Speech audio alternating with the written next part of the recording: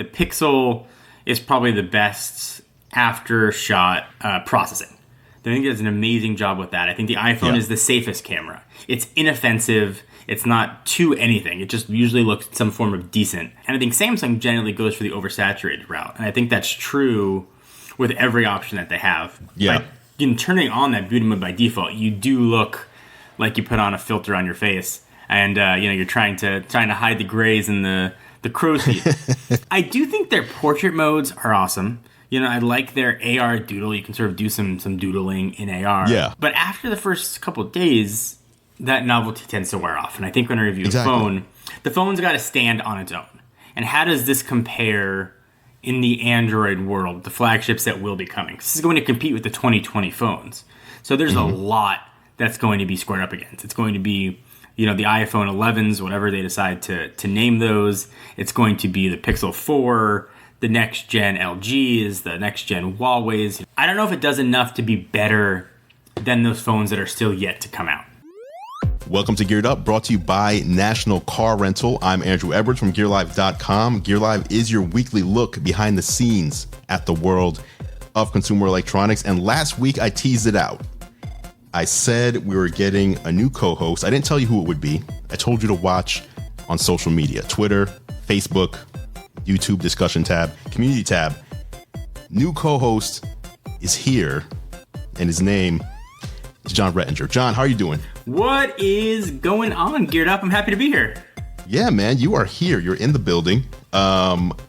John is I don't know, how long have we known each other? We've known each other for between a decade? Between 3 and 50 years, I think, is probably, it's probably what it boils down to. Yes, somewhere in there. I assume if you watch me on YouTube, then you've watched John on YouTube. It seems unfathomable to me if you've watched me, you haven't seen John. But if you haven't, or if you only know me from the podcast, John, let's tell people who you are. Sure. What is your credential when it comes to technology? Why are you here? What gives you the right to be here? This is my elevator pitch resume. I have been making YouTube videos on technology for the better part of a decade on the John Forlakers channel. You may know me from Techno Buffalo.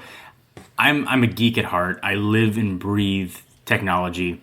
I'm the kind of guy who used to go walk around Best Buy just to relax after a stressful day, and started making tech videos just out of love for the products and love for the industry. And I still do it today, and I still have the privilege and honor of being able to talk about technology and meet awesome people and get to travel the world doing it. Yes. That's actually one of the best parts, right? Like being able to do what you love, see the world while you're doing it, and earn a living. Yeah, I mean, that is the dream. Even a bad day of talking about tech is still better than a good day at a normal job. I've worked normal jobs. I know what that's like. I know what a privilege it is to do this. And I love every day of it. And I am geeked up to be here on the podcast, talk about tech, and to share my probably controversial opinions on a lot of silly things. Yes, and just to be clear, this is not a one-time thing.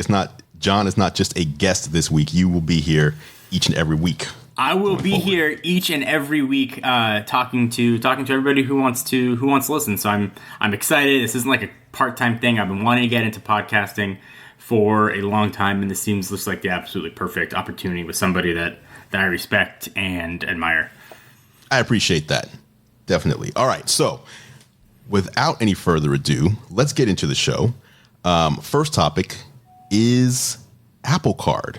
Oh, yes. Apple today announced the public availability of their first party, whatever you want to call it, first party credit card, their own credit card, Apple Card. Have you picked one of these up yet? So I did it today. I didn't get the invitation early. Was a little bummed out, but I did go through the process today. I've got it now in my Apple Wallet. I've got some general thoughts on the Apple Card. So cool. On the positive side, I like how easy the application process is and how it seems that most people are being accepted with various interest rates, which is nice. Yeah. If you are trying to build up credit or repair credit, it is a great opportunity for that. The benefits the card offers aren't really anything special. There are other benefits on other cards, Chase Sapphire card, Amazon cards, all offer some form of cash back. The app is nice, and it gives you sort of a granular breakdown of what you're paying, but it's no better than any other credit card out there. It's just one that happens to be made by Apple. Yeah, it's no better. In some instances, it's worse than a lot of credit cards out there. For example, you can't have a joint account with your spouse. Just one thing off the top of my head. I don't think I've ever seen that on any credit card I've ever applied for. I did apply for. I got in early. I did apply for the card. I got my physical card yesterday, and I've had the digital version probably for about a week. And what I discovered yesterday was I was super excited for them to release this, partly because obviously we're going to make content about it and we need to inform people about it. I applied as soon as I got the invitation, and then it's been 7 days and I haven't used it one time. Because I have cards that give me better. I'm not going to give up the benefits that I get using, better cards just to use the Apple Card. So now I have the Apple Card. I have the physical card, which is, everybody's talking about you're flexing. You're going to drop that heavy titanium, at the store on the desk when you go to pay. And it's that's the worst way to use the Apple Card because you're only getting 1% back. That is a true story. I think it's another play for Apple to keep people ensconced in the ecosystem. So if you're using an Apple Card, Apple gets you using it, you're probably not going to want to switch to Android because then you can't use your Apple Card and get the better cashback rewards for sort of using the Apple Pay option. So it's a smart move by Apple. I totally get why they did it. I mean, even if you wanted to switch to Android, you can't pay your Apple Card unless you do it on an iPhone. Yeah. You can't. You're locked in. You can't apply. You can't even apply for the Apple Card on an iPad or a Mac or obviously Apple TV. You can't apply for the card on anything but an iPhone. So it's a very interesting approach by Apple. One thing that they announced today, though, that was interesting to me is that you will also get 3% cash back when you use Uber or Uber Eats, which implies that going forward, they're going to be looking to add more partners to this 3% cash back thing. Whereas, up until now, we've been assuming you're only going to get the best cash back rate when you buy stuff from Apple, which is pretty rare even for the hardest of the hardcore. Yeah, very true. So I think it'd be a nice opportunity at least to work with other vendors to have 3% day for different things. I don't know. It's a credit card. It offers some advantages. It just makes the walled garden, I think, just a little bit higher for Apple. But what do you think about that though? I feel like as consumers, a lot of people look at that and say that's terrible. Apple locks you in and they try to keep you and they don't let you out. But I feel like as a business, what smarter move is there than to offer your customers multiple different ways that keep them as your customers and regularly paying customers at that? Yeah, so I agree, and I'm going to deviate maybe a little bit here, but the argument that we see online is Tim Cook is horrible, he's no Steve Jobs, or Apple's a bunch of thieves, they're stealing money. I think what people forget is the business side of this. Tim Cook's job isn't to the people who are buying the products. His job is to the shareholders. Right. So anything that he does that provides value to the company, he is doing his job well. Whether or not he adds 4 cameras to the next iPhone and people get pissed off, again, his job is to the shareholders. That is sort of line item number 1 in the CEO of a publicly traded company's job. So if he has the option to keep people ensconced in their ecosystem more, have them buy more while they're there, that is what Apple is supposed to be doing. So whether it's boring or not or pointless, it's doing a really good job when it comes to the shareholder bottom line. And Apple is a publicly traded company whose job is to make a profit. And you can disagree with the products, but that is still what their job is. Yes, and they do that job very well. What do you think, though, of Apple's kind of, their stance, what Tim Cook, I think, is trying to be known for, which is we are on the side of the consumer. We're not on the side of Wall Street. We're not on the side of our vendors or our partners we work with. Ultimately, we're on the side of the consumer. We're the one company that is, in that has that mindset more than any other. Do you think that's just talk in order to satisfy Wall Street and gain more profit? Yeah. I think it's delightfully BSy. I think Apple does more for security than the other big tech giants, but that's still not enough. There are reports that people are listening to Siri conversations, things coming out of the HomePod they have people listening to. I like the privacy options that I have on the phone and how iMessage is encrypted. All that is nice, but you can't do security a little bit. You can't do privacy just a taste. You either do it or you don't. And if you look at the swath of what Apple is doing, and at least allegedly doing, they're doing more, but I don't think they're doing enough. Got you. I agree. I agree with you on that. Okay, so that's Apple Card available now if you want to apply. I believe you have to be in the United States. Yeah. I don't think it's been rolled out worldwide yet. No, and it's pretty easy to get to. You just go to your wallet, go to add card, and you'll have the option will show up there to either add a credit or debit card or an Apple Card. And that's it. Boom, there you go. Actually, I did a video the other day showing how to apply for the Apple Card, which you can check out. I will leave that down in the show notes. Up next, Galaxy Note 10. We've been talking about this phone for a couple of weeks now, yes. Since Unpacked. And it's interesting that, it's been a couple of weeks, but it's still not out and available to the public yet. So people are still clamoring for information. Now, you are like me. You have a review unit, Galaxy Note 10 Plus. I've got one. You've been using it, I assume? I've been using it. I've been enjoying it. Yes. I've been using it too. I don't think I'm blown away by the phone. And I think, for me, the way I've always used my Galaxy Notes, and to be clear, every Note that I've had has been a review unit. I've never actually purchased a Galaxy Note on my own. But every one of them that I've had, I've never found myself to be an S Pen user. So using a device like this, where I'm not someone who will think to pull out a stylus and start writing notes on my phone, it's almost wasted on me. If I were using this phone as my my full-time phone, I'd probably be more of a Galaxy S10 Plus person than a Note person. How about you? So interesting. I'm usually on the side of the Note, and I don't use a stylus either. Actually, I hardly ever use it, but I've always gravitated towards the Note line because that usually is the pinnacle of what Samsung is going to offer that year. It's usually a higher end spec, something new than what you've got in the Galaxy S line of phones. And I think this year, though, that's not the case. Same processor is a big one. You've got improved RAM and different design, and even have specs taken away. You've got a 1080 resolution on the Galaxy Note 10, and you only have one front-facing camera sensor as opposed to the two that you've got on the Galaxy S10 Plus. The other one being more for depth sensing. So I'm generally on the Note side, and I bought many Notes. I've used many Notes. I generally like the Note 10, but it doesn't differentiate itself enough from the Galaxy S10 Plus, which you can already get at a huge discount, aside from a gratuitous amount of RAM. I mean, 12 gigabytes of RAM is insane for a phone. Yeah, and I don't even think you're not going to notice a difference. At least I've never noticed a difference in an Android device that has a ridiculous amount of RAM and an Android device that has, a typical 4 gigs, 6 gigs amount of RAM when it comes to usability. It's just never been something that I've noticed either way. It's almost the experience is the same.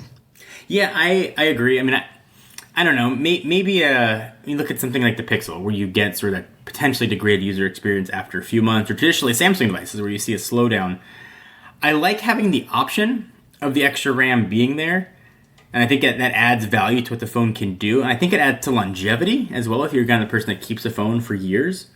So I think it's nice to have, but I think in the short term, 6 to 12 months, you'll notice 0.0 difference with the phone that has even half the amount of RAM. What about the camera situation? So you have the Note 10 Plus, correct, like I do, has that extra depth sensor on there. Live focus video. Yeah. The big change, the big addition, something that we haven't seen before in the way that they're doing it. Do you like it?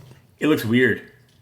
It straight up looks weird. I like that they tried it. I like that it's there and someone's got to try it. It just looks weird.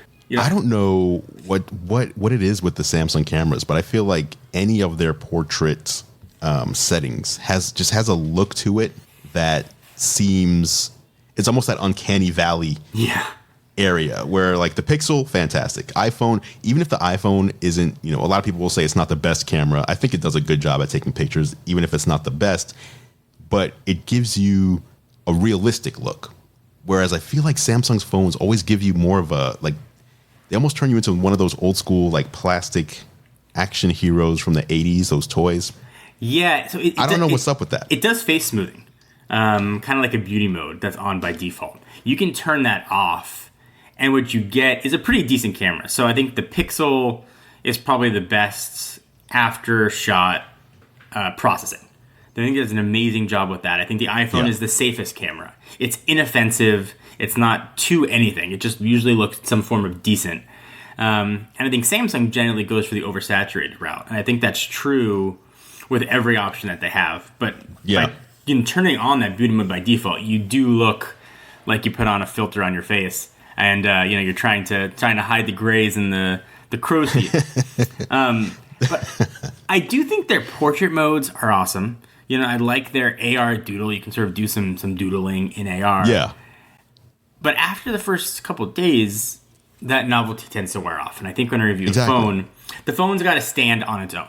And how does this compare in the Android world, the flagships that will be coming? This is going to compete with the 2020 phones. So there's a lot that's going to be squared up against. It's going to be, the iPhone 11s, whatever they decide to name those. It's going to be the Pixel 4, the next-gen LGs, the next-gen Huawei's, should they come to the US or should they compete in other markets. So it's, I don't know if it does enough to be better than those phones that are still yet to come out. And that's something that I haven't been able to say for the Note line. I think if we had the Snapdragon 855 Plus in there, that would have been a big change. That's about 20 to 25% performance increase. I'm shocked that they didn't do that, in all honesty. Yeah, I agree. And also, we haven't heard anything about the re-release, or not re-release, the resurgence of the Galaxy Fold, which also will be running the older 855 processor. And that phone coming out after the Note, that phone's internals make it look even older. They're not bumping anything up in there. They're not refreshing anything in there. Is that phone? Because I know you loved it when you had it. So you were all over Twitter. I know you loved it. Is that still a phone that's on your radar if it keeps everything else the same? Listen, so I'm going to admit hypocrisy here. I'm going to freely admit it. I irrationally love the Fold. I don't care what it has in it or what it doesn't have in it. I have an irrational love for that phone for really being something new. And I think that look at the Note line, it's supposed to be the best specs and the best performance, and sits atop Samsung's portfolio of phones.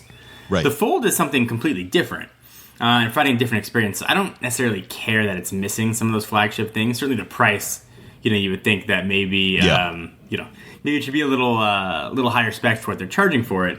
But the experience of folding that phone open and getting things on a larger screen is just so cool for me that I can look past almost anything when it comes to the Fold. And I am pumped for that September release, and I am hoping that Samsung, if you're listening, Samsung, sends one our way. All right. Listen, we can go on about smartphones forever, but we're going to keep the show moving. After the break, we're going to be talking about services, Apple TV Plus, Apple Arcade, all the streaming services that are out there. We have some strong opinions. That's coming up next on Geared Up. Welcome back to Geared Up, brought to you by National Car Rental. I'm Andrew Edwards, and it is now time for the National Car Rental story of the week. As you know, Geared Up is sponsored by National Car Rental. And if you don't know, I also do a show with National Car Rental on YouTube called Technically Speaking, where I bring you the latest, my picks for the best tech for business travel. Whether you're business traveling or even whether you're going for leisure travel, there's a lot of tech out there that can make your travel more efficient or even more fun. You can check these episodes out at the nationalcar.com control center or go to youtube.com/nationalcarrent. The latest tech puts you in the driver's seat. National Car Rental's Emerald Club will keep you there. Again, big shout out to National Car Rental for sponsoring Geared Up.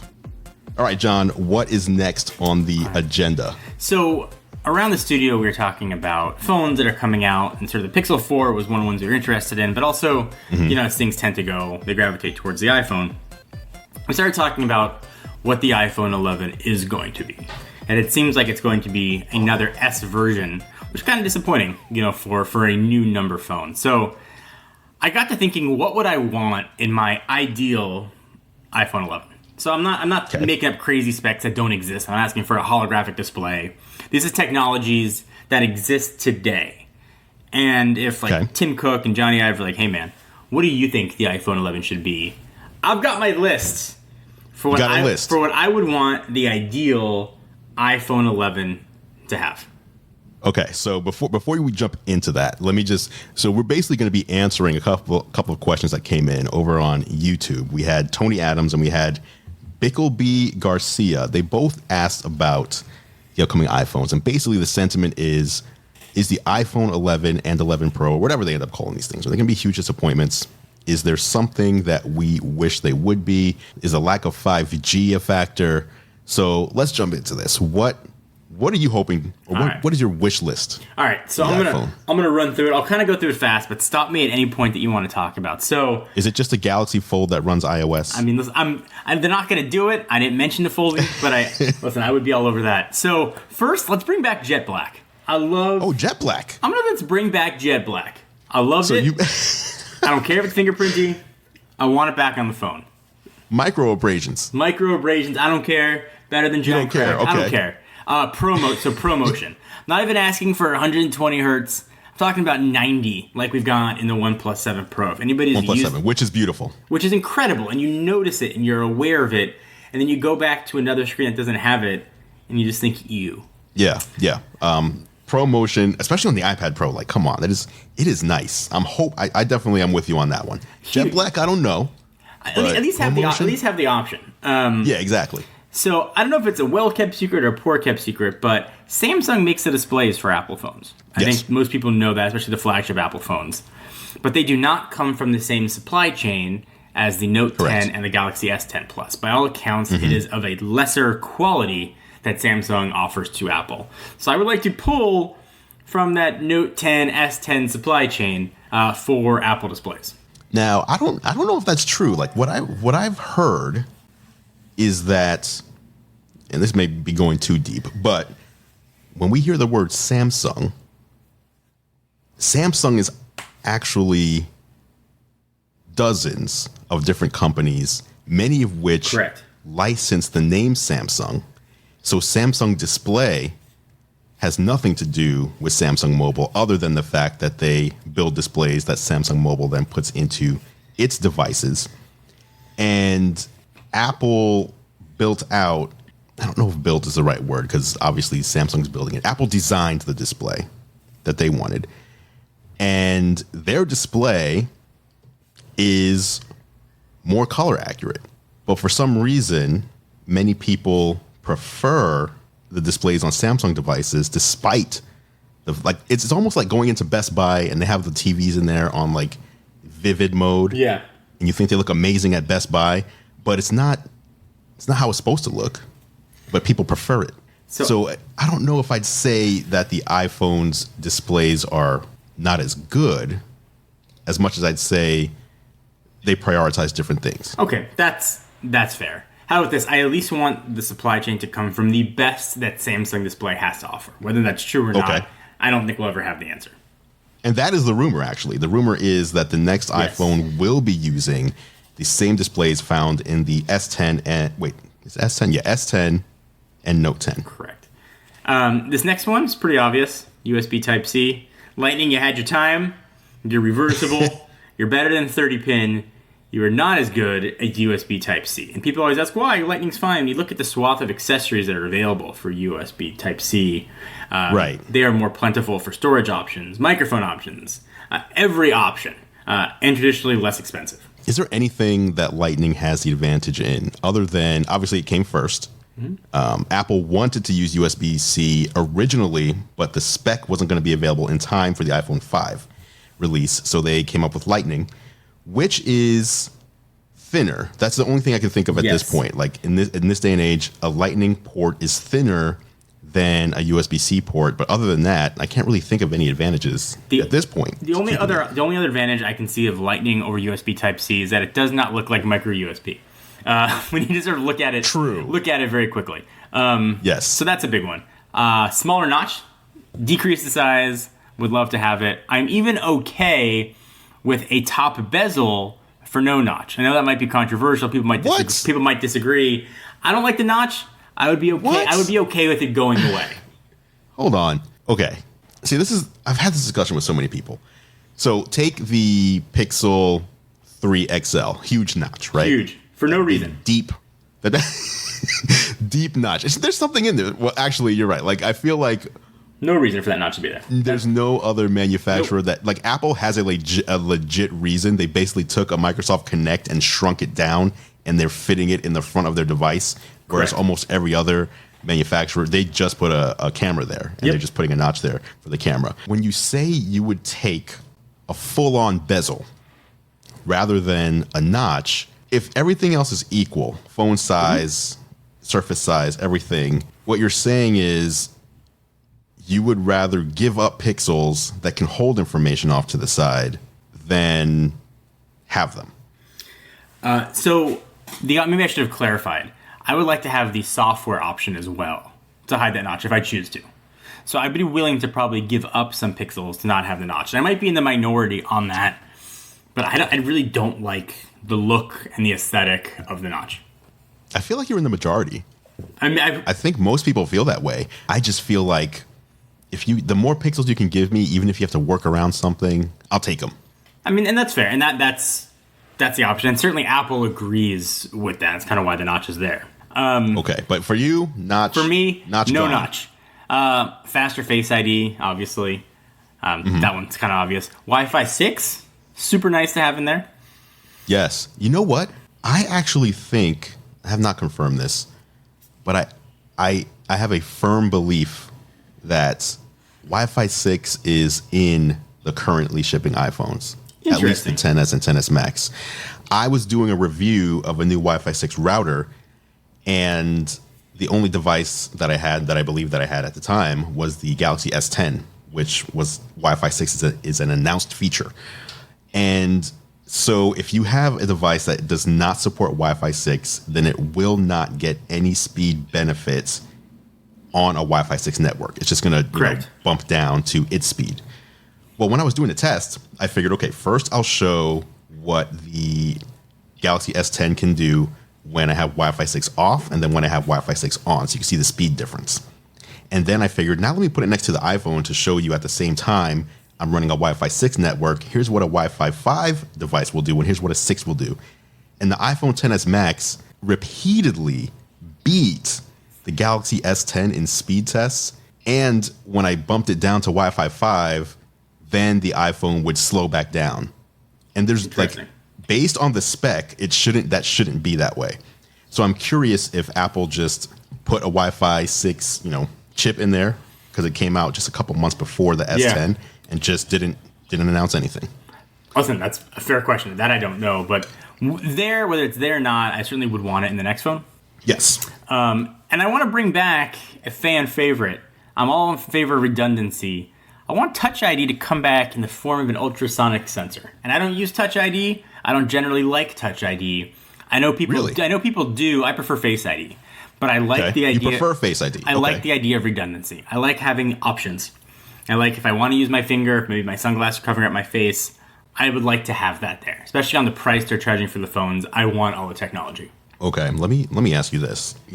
I would like the same thing. I would like to have both options. In fact, I would like Apple to come up with some sort of system that knows me, whether it's my face, whether it's my fingerprint, whether it's the fact that I'm wearing my Apple Watch and haven't taken it off, and the way that I walk or whatever it is. There's all these there's little things that people do that you can identify them as being, that person. This is you. But I still, to this day, have not found an ultrasonic fingerprint reader that works easily. Like even on the Note 10, not even out yet, newest phone with this feature, it's so finicky. Do you find that it works really well for you? So and the honest answer is I don't really use it that much. One of the beauties of Android is it has a secure place. It's kind of what you mentioned. It'll know if I'm on my home Wi-Fi that I'm home. It'll just unlock. If it's on my car, it'll just unlock. So I love that feature. I don't really use it all that often. It's not as reliable as a physical sensor like Touch ID or a sensor on the back used to be on the Android devices.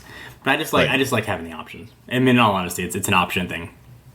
So it's a fight for let people do it however they'd like to do it. Absolutely. Okay. Got it. All right. So next, a better front-facing camera. I think generally in the swath of modern smartphones, the front-facing camera on the iPhone XS, XS Max looks like a very nice-looking potato versus the phones that have come out since then. And then it is a joke, the 5-watt charger Apple includes in the box. I want a 30-watt USB Type-C charger in the box. That's not asking too much. 30-watt? 30-watt. Make up for all those years shipping a garbage 5-watt charger. If the S10 Plus is capable of the Note 10 Plus capable of 45-watt charging, Apple better give me. But it's not in the box. Better give me at least 30. But it's not in the box. But I'm not asking for 45-watt in the box. I'm asking for 30. The Note 10 Plus, I believe, in the Note 10, I believe, is a 25-watt charger. Yeah, 25. You want Apple to beat that? Yeah, I do. You're not even good with 25. No. Straight to 30. You've been giving me 5-watt garbage since like Gen 1. That is true. Yeah, they have not changed. No. It's been 10 years. And Same charger. And make it USB Type-C on the brick, not stupid USB-A. Yeah. I think that's what they're going to do, but I don't know about 30. I'm assuming they're going to put the 18 in there. Listen, this is my wish list. I think you're probably... Oh, that's true. Wish list. I think this is not your prediction list. No, this is not a prediction list at all. This is what my ideal phone would look like. I think you're probably right. Okay. I think we'll be lucky to get the 18. This next one seems all but confirmed, but bilateral wireless charging. Super nice to have. Yes. How about 128 gig starting option for the same price? 64 gigs is laughable, and I think they only sell it to try to upsell people to the bigger storage sizes. Yeah, I mean, they go from 64 to 256. That's stupid. Which is crazy. I agree. I feel like when they made the switch, though, because remember, they were shipping 16 gigabyte phones until 2 or 3 years ago? Yes. 16 gigs. So they went from 16 to 64. So they quadrupled it, which was great. But it seems like technology it's moving so fast now that even a couple years later, when people were happy that it was 64 at the base, all of a sudden now it feels paltry. What about that iCloud storage, though? I mean, more iCloud storage would be nice, but perhaps they will do more. And I would like them to do more. They're obviously so reliant on iCloud for backup and for all of your devices, but yeah. I think that's an easy move. But I got a few more things, and I'll shut up with my list for the iPhone. But okay, my wish list on that is I would like 1 terabyte. Fair. I think 1 terabyte is awesome. If they added 1 terabyte, I would buy that immediately. And then the other stuff: pencil support, better photo processing, and don't get rid of 3D Touch. Like, you hyped up 3D Touch for so many years. Like, don't get rid of it for stupid haptic touch. I love 3D Touch so much. It is not something I'm looking forward to losing. So I agree. And then they're going to, the price will be a huge premium for this, and they're going to take features away. So no is what I say. Can I go back on yeah. Can I go back a second? You mentioned pencil support, which I've heard a lot of people asking for. The one thing that I have to say for the Note, even though I'm not a big stylus user, the fact that the stylus is just built right in is super convenient. And the way that the Apple Pencil, the Series 2 magnetizes to the side of the iPad Pro, very convenient as well. The Apple Pencil's always charged, always right there. What do you do with the phone? Do you want like a Note version where the pencil kind of is stored in the phone, or if not, you just have the pencil like in your bag? So here's kind of where I like to have my cake and eat it too. I would never use the Apple Pencil on the iPhone. You want it, but I want to have the option if people would like to use it. I don't care where they store it. I don't care if they keep it in their bag or if it's somehow magnetically. There's a smaller version that connects to the side of your phone. Mm-hmm. But I feel like if Apple's offering the feature for an iPad, it should be available for their flagship phone. And it annoys me that they do not offer it, even though I would never use it. You want features that you would never use just to know. Just to make you want to know that they're putting their best foot forward. Yeah, I will. And maybe somebody wants to use it, and they could be like, "Oh, hey, that's a nice feature." Like, yes, it's nice that it's there. You're an advocate for the average consumer. I am the average consumer advocate. So anyway, that's my list. Okay, I mean that's a good phone. I would buy that phone. Solid phone. we're not going to get that phone. No, at least not yet. Not a chance we're going to get that phone. You did not mention 5G. No, I don't think 5G's ready, and I wouldn't care for the iPhone 11 anyway. You don't want the option, though? Nah. What's your options? I don't think it's ready. What if you live in Chicago? But then what if somebody walks in front of you and is blocking the signal? I don't think this. What if it starts raining? Yeah, I don't think the spectrum is ready. I think it would give a degraded 5G experience, and that is not what Apple, which we don't want to do. Yeah, and that is not what Apple is traditionally been about when they move cellular technologies. Perfect. Okay, that is John Rettinger's ideal dream, current dream. Actually, I'm going to say, I think dream is too strong a word. I feel like you were being like, you were still trying to be realistic. Trying really I would hard. like these things, but realistically, Apple could make this phone if they wanted to. Correct. It's not crazy. Okay. We are going to take another break, and up next, we will be talking. I promised we would talk about the services this segment. It's coming up in the next segment, right here on Geared Up. Welcome back to Geared Up. I'm Andrew Edwards. And I am new here, and I'm John Rettinger. John Rettinger. All right, John, let's get into some of these services. Yesterday, there were a couple of rumors and leaks. I don't know which one it is. I think it's actually more leak, actually. Leaks that say the price, Apple TV Plus, $9.99 per month, and Apple Arcade, $4.99 per month. Now, your reaction to Apple TV Plus, I think you're a little shocked. Okay, so people will say I'm an Apple homer, that I love Apple, I'll buy whatever they say. There's zero chance. You do love Apple. I do love Apple, but there's zero chance I am paying $10 a month for Apple TV Plus. 0.0 chance. When you look, no chance. Zero chance. When you look at what Disney Plus is going to be, no chance. I have no interest in it. Maybe I'll download the season of one of the shows that I want to watch on it, but I am not paying $10 a month.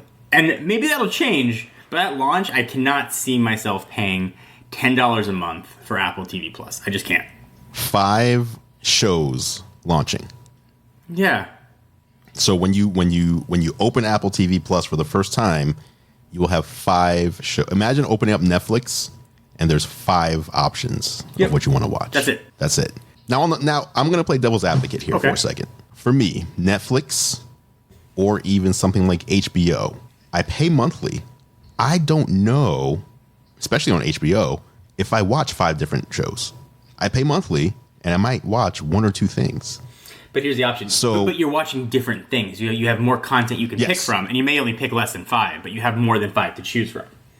True. That's true. If Apple is, let's say, and this is going to be impossible, but I'm just making, again, devil's advocate argument. If Apple puts together 5 Game of Thrones quality shows, or Breaking Bad, or Lost, any of these big these big shows that people have loved over the years, does that entice you? If there's like a cultural type phenomenon like Game of Thrones, then yeah, maybe, and maybe just for that season, like people subscribe to HBO for Game of Thrones, perhaps. Right. And maybe it's the morning show, maybe that's the one that everybody's sort of going to be all hyped about. But Disney Plus at $7, that's going to give me everything. I mean, give me all the Pixar movies, all the Marvel movies, all the Disney movies, all the stuff that I watch with my kids. That's a no-brainer. And that's the hook right there. You are a father with young children. Yeah, but also all the Marvel TV shows. Like, I love the MCU stuff and all those shows that are coming. I mean, if you talk about Apple only having 5 shows, there are more than 5 TV shows, Marvel MCU TV shows that are coming to... Yeah. I mean, that's just one small genre, let alone, like, The Mandalorian and all the Star Wars stuff that's coming. I agree. It's an interesting, and again, this is rumored, and it could be wrong, because I do remember there were quote-unquote leaks prior to the first iPad when Steve Jobs was going to announce it, that the Apple's iPad or tablet, iSlate, whatever they were calling it back then, would be $1,000. Mm-hmm. It's leaked, it's out there, and they took the stage and announced $500 and, took the world by storm. I'm hoping that would be the case here. I'm also making an assumption, like Apple, whenever they've been launching a new service like News Plus, Apple Music, etc., they've given a pretty decent free trial. So I'm almost wondering if it's going to be something where the first month is free, and then month number 2, they double the amount of shows or something like that, just to get people to see, here's the quality of entertainment we want to put out there. Try it out for free, see what you think. and, go from there. Yeah, I think they're absolutely going to offer. They have to offer a free month. No one knows the shows. No one knows the service. Yeah. So can I give some breaking news? Oh, please do. So breaking as of 3 minutes ago of this recording, kind of on the lines of what we're talking about. Matrix 4 was announced with Keanu Reeves, Carrie-Anne Moss, and the Wachowskis directing. Wow. So first reactions to Matrix 4? First reaction is wow, because I didn't think we'd ever see Keanu go back to the Matrix series. I thought the Matrix series was done. And second thought, quite honestly, I thought about my YouTube comments, because every third or fourth YouTube comment mentions the red or blue pill, because everyone thinks that I look like Lawrence Fishburne, which I do not agree with, but it's in my comments all day, every day. I mean, then you're kind of already set, right? Like, I mean, there you go. Content's going to make itself. And I didn't mean to take away from the service's discretion, but if you think of absolutely where these type of flagship movies are going to go, they're not going to go to Apple TV Plus. Right. Right, for sure. They're just not going to have access to that type of content. What do you subscribe to? What are your services that you subscribe to right now? I have it all. I have Netflix, Hulu Plus, without the commercials, HBO Now, and YouTube TV for my live stuff. Okay, you got Amazon? Oh, I've got Amazon too. Yes. You're going to get Disney Plus? All I'm going to add is Disney Plus on there. You do not have CBS All Access? No, I have no interest. I'm not a big Star Trek guy, so I hadn't a reason to do that. Okay, I got that one for Twilight Zone, which I'm a huge fan of. And also a huge fan of Jordan Peele, so had to do it for that. But was shocked, actually, by how good the service is. And so I've actually kept it. But I'm the same. I have Netflix, Hulu, Amazon. I have YouTube TV. And it just occurred to me the other day, people are talking about subscription fatigue and paying, Apple Music or Spotify. 100%. There's all these different services that we have. And it just occurs to me, in this new age, every company puts their content out there and then they leave it up. So it's not like Stranger Things is only viewable, in February and March and then comes down in April. Yeah. Doesn't it make sense to, instead of paying for all of them, kind of pick a couple each month? Like this month, I'm going to do Netflix and I'm going to do HBO. I'm going to watch the shows I wanted to watch on those two services. And then I'll cancel those and I'll go over to Hulu, for example, Hulu and Disney Plus to watch the shows I want to watch there, rather than keeping everything and paying for everything monthly, where you obviously don't have time to use them all in a given month. Yeah. What do you think about that? Two people are just too lazy to do that, or they just haven't thought of it? I think that's probably a fair point, actually. If I thought about that, I would totally do that.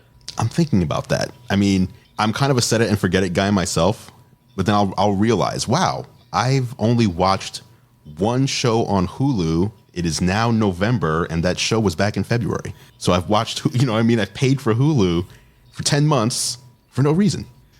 Just to have it available when I want to click on the icon. I don't disagree with you at all. I tried Hulu with live TV. I didn't like the UI, so I see very little reason for it, actually, as well. Hulu Plus, though. Yeah. They have some good shows on there. Yeah, that's fair. All right. Let's talk about the other piece, though, Apple Arcade. $5 a month. What do you think of that? I think it's actually a pretty fair deal. I don't do that much gaming on my phone, so I don't think I'm the demographic for this. But you look at what games cost to buy, and then the in-app purchase go along with them. So there's no in-app purchase. You get access to everything. I think that's actually a pretty fair price. Yeah, and just in case people aren't aware, Apple Arcade is a service where you pay, the rumor is $5 per month, and you'll have access to over 100 games that will run on iOS, Mac, and Apple TV. So you can start a game on your phone on the way home from work, and then when you get in front of the TV, switch over to the Apple TV, grab a PlayStation 4 or Xbox controller, and continue your game on your TV. Continue on your laptop if you want to, which I think that's the bigger deal that a lot of people are missing, because they're thinking it's iPhone games, but they're actually going to run on every platform that Apple has. Now, I have a 15-year-old son, and I can say $5 a month with family sharing included, which means you pay $5 a month and you and 5 other people in your family can all access it at no additional charge. To me, it's like a no-brainer, because my son always wants to download games. He always wants, whether it's free to play, sure, in-app purchase, or just pay for the game outright, he always wants to try new stuff. And here's 100 games for, $60 a year. I'm all in. Also, what's pretty awesome, too, is that there are no in-app purchases. you'll have access to all the content when you start playing the game. Amazing. So Apple Arcade, that is dropping in the fall. I'm assuming sometime around the launch of the new iPhone. And then Apple TV Plus, I think that is going for a November launch. So if you're interested in checking out Apple's, take on home entertainment, that'll be Apple TV Plus. Ready for some Q&A? Let's do it. Let's A some Q's. All right, here we go.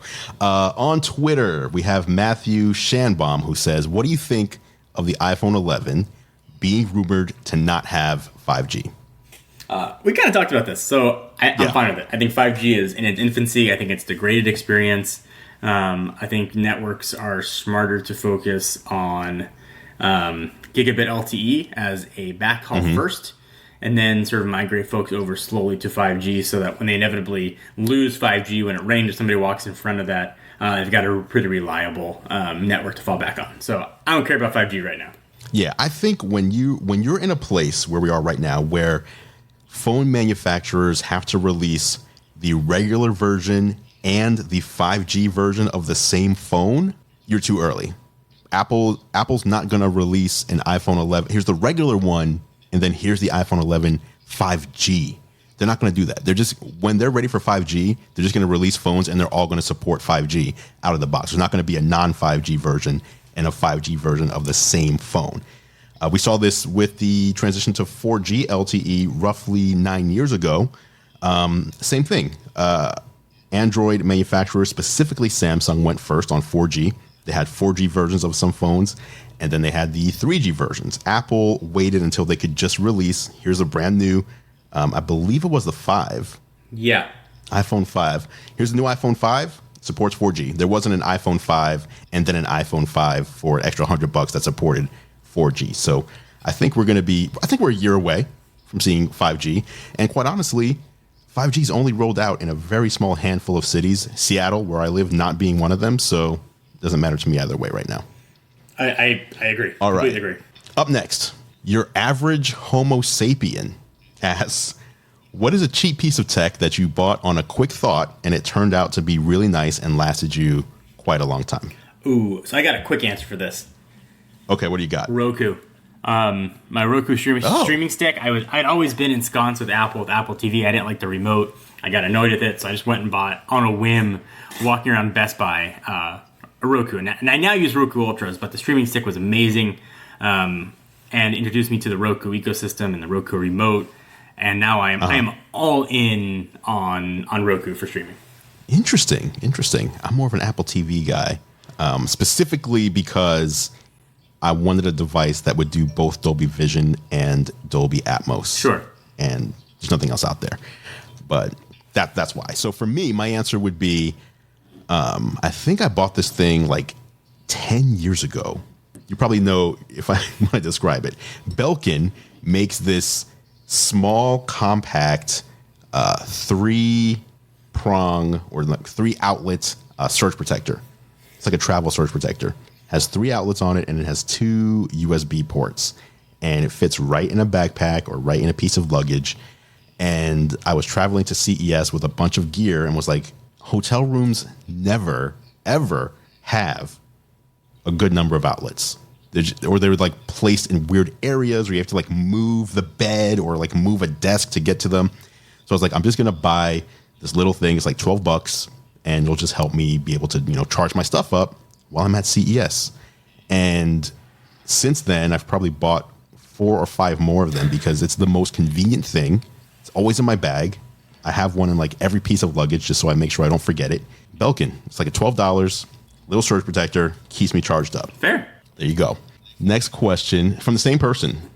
Are you ever jealous being in North America of the great budget phone market in other countries like China and India? So can I give the honest? It's weird because can I give the honest answer? Yeah. Go ahead. I make it sound like an entitled ass, but no. I think I'm going to say the same thing. No, I'm Go ahead. Why? No, I'm not. First of all, I can import anything I want. That's the beauty. If I really want to try something, I can. We have access to it here. It may not work, but we can try it. So, and again, it's honest. Don't hate me. I know it sounds pompous even saying it out loud, but the honest thing is no, I don't.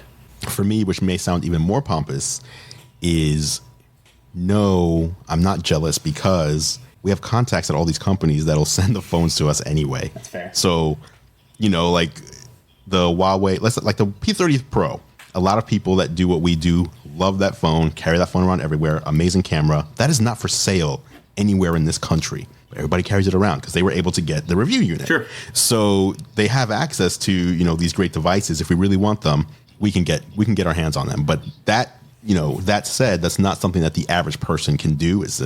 We're privileged to be in the position we're in to do that. But I think, quite honestly, here in America, if you go around, if you look around, like whether you're in a big city like New York, you go on a train station and just look, everybody, they're carrying an iPhone or they're carrying a Samsung device. Like no one is like, even with the different options we have here, you rarely see a Pixel. You rarely see an HTC device. Yeah. You rarely see these other manufacturers that are available in the US. Blue makes phones that are very inexpensive.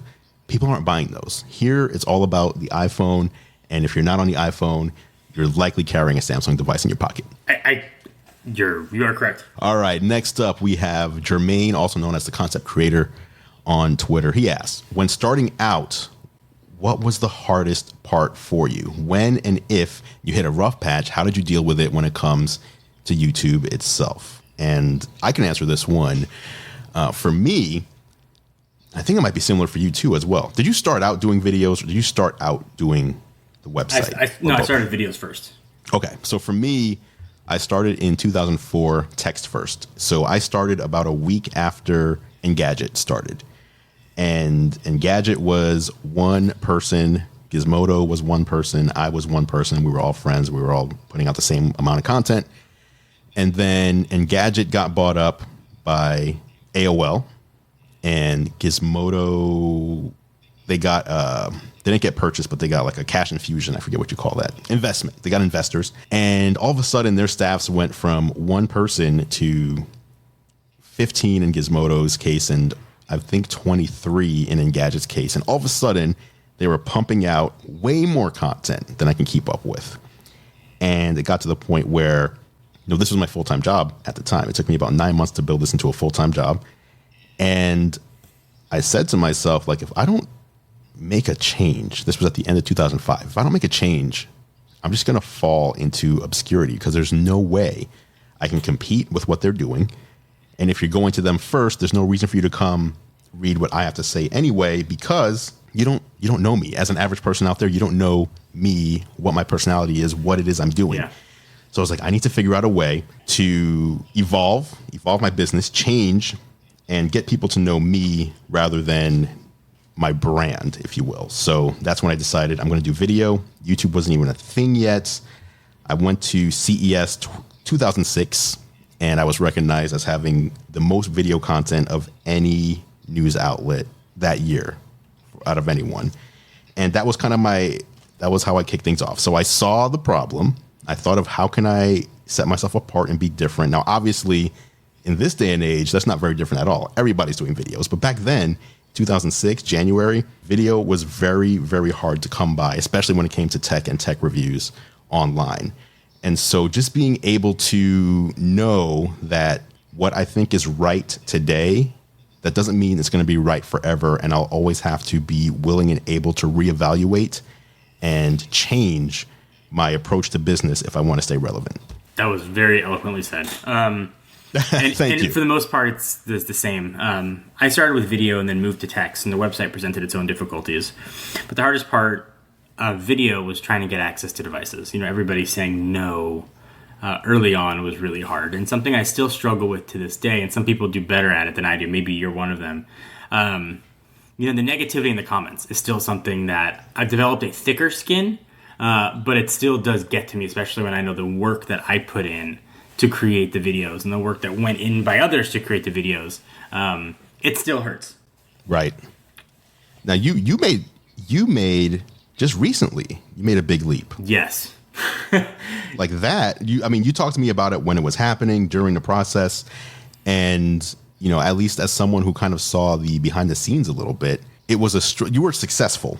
So it wasn't like you were unsuccessful and you needed to find success with your most recent change, but you weren't happy and you found greater happiness, which is also, to me, that's very important. That's quality of life. Yeah. So what about that change? Tell people about that. Yeah, so, you're talking about selling Techno Buffalo, the website. So I'll give this a short answer, is I started Techno Buffalo, around 2007, like you. I saw video was taking off, I started making video content, it grew really quickly.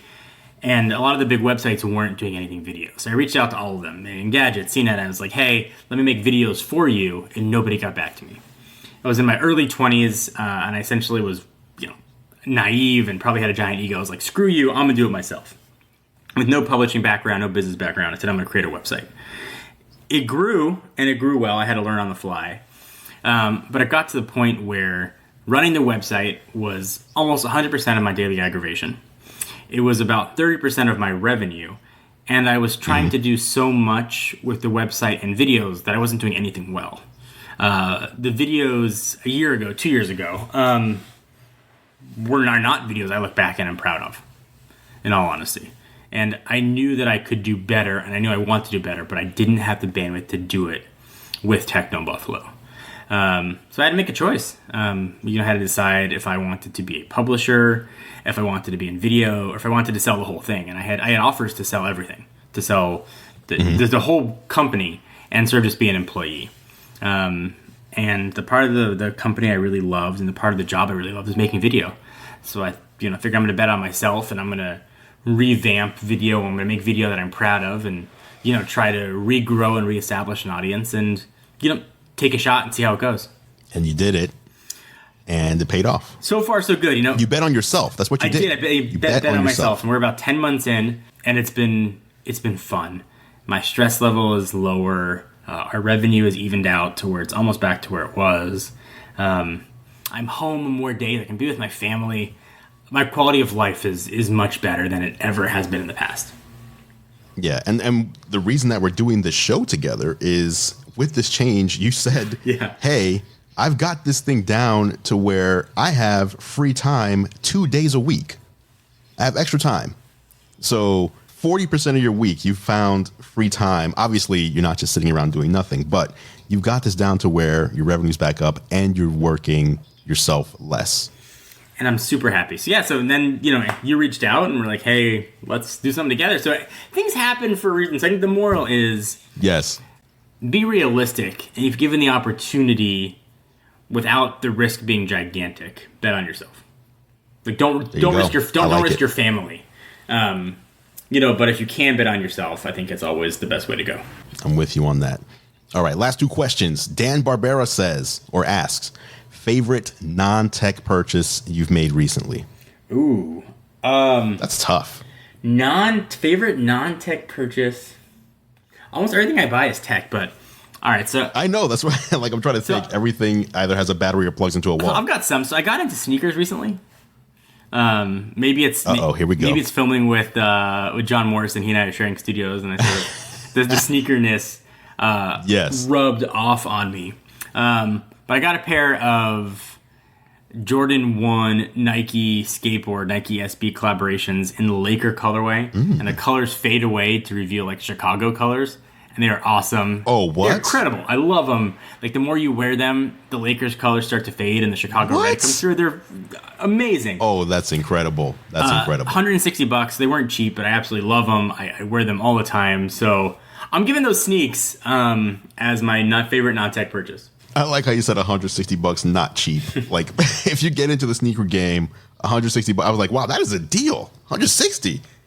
Wow. So the sneaker game is crazy. Like, I bought a pair of sneakers over the weekend from the Nike sneakers app. It was like a just regular pair of shoes with like a satin back. $160. They are now selling for $1,100. Oh my goodness. So I'm like, all right, well, I'm just gonna go ahead and sell those, and I'll pay for everything I bought over the past year. There you go. I love it. Oh my God. Yeah, I own more sneakers than I really. It's kind of embarrassing. So what's your favorite pair? Oh man, so for me, the way that I do sneakers, the way that I gauge what I'm going to wear is just, what am I wearing today and what matches. Like, I always want to have a pair of sneakers that kind of matches what I'm wearing that day. So it's not like I have I really want to get these Yeezys just because it's, a new Yeet. No, it's like, oh, that color would go really well with this shirt that I like. So that's kind of like, it's really, to me, it's more about fashion than it is about like just having the shoe just because a new shoe is coming out. But the more that you watch, you know, the scene and you see like a new shoe come out, it's like, ooh, that's a different design than what I have. So now I can wear that that will go better with this outfit than this other one. So yeah, I don't know. Like, I'm not a big fan of, I do own one pair of Yeezys, but I'm not a big fan of those at all. I just think Yeezys look weird. I love Jordan 1s. It's probably my favorite. It's probably my favorite shoe. What's your favorite? We got a little sneaker nerd here, but what's your favorite Jordan 1 that you have? Now, I don't know the names of any of my shoes, okay. So let me just put that out there. But I have these ones. Oh no, they were called like the gold toe something. So they're like black, white, and gold. But on one shoe, the white and black, it's like basically the white and black is reversed. So on one shoe, the white is on the outside and the black is on the inside, like your ankle. And then on the other shoe, it's white at the ankle and black on the outside. So it's like a mirror image of each other. So I'm a big fan of like flashy colors. I like to walk into a room and people to be like, oh, who the heck is that guy? Why is he wearing that? He's crazy. So, you know, like bright gold sneakers is going to be conducive to that kind of, so yeah, gold, black, white, big fan of those. And then my other one it's similar, but it's orange and black, and the orange is satin. Oh, nice. Which is just a unique look. Shattered backboard satin colorway. I think, yes, that's what it is. Yes. Those are good choices. All right, I can respect it. I'm all about it though. But I had to stop myself this year. I told myself, okay, this year I'm going to buy 20 or less pairs, which sounds ridiculous. 20. I said that to myself in January, and by mid-February, I had already hit the limit. Oh, so yeah, so I've had to scale back and only pick up things that it's like I really, really want that, rather than just buying things on a whim. Fair. I feel very sad admitting all that to the public out there. So admitting you have a problem is the first step. It's the first step. You're right. All right. Last question from Tech Rant. We were answering this one on Twitter a little bit, but will we ever see you guys on Hot Ones? Listen, I've got to be asked, right? You do need to be asked first, which is great, but are you into spicy food? I'm not into spicy food, but I like spicy food. How about that? But I would so for do me, it for the video. I am a baby when it comes to spicy food. Like, if there's some unexpected sriracha in something, I'm going down. So yeah, I watched this one episode. So mostly it seems like when I watch that show, I'm shocked by how much just the average like celebrity can handle spiciness, because like by Wing 2, I'd be crying. The only celebrity I've seen struggle like that was Gordon Ramsay. I would be just like him, if not worse. I would need milk. I would need like lemon juice, like whatever, Pepto-Bismol just at the ready, because I would not be able to continue the conversation. It would be good TV. It'd be great TV. But it would not be informative TV. All right, that is it for this week. Unless you have anything else, John, what do you think? First episode feels good. We got it. It's in the bag. It was fun. There it is. All right. If you guys have any feedback, of course, send it to us over on Twitter. It's at John for Lakers, at Andrew Edwards. Let us know. You can find John. Tell them your channel. It's easy to remember. It's just John for Lakers. JON number 4 and Lakers. And that would be on YouTube. Yeah. Yes. So John for Lakers on YouTube /Gear Live for me. Until next week, thank you guys for listening. We appreciate your support, and we'll catch you in the next episode.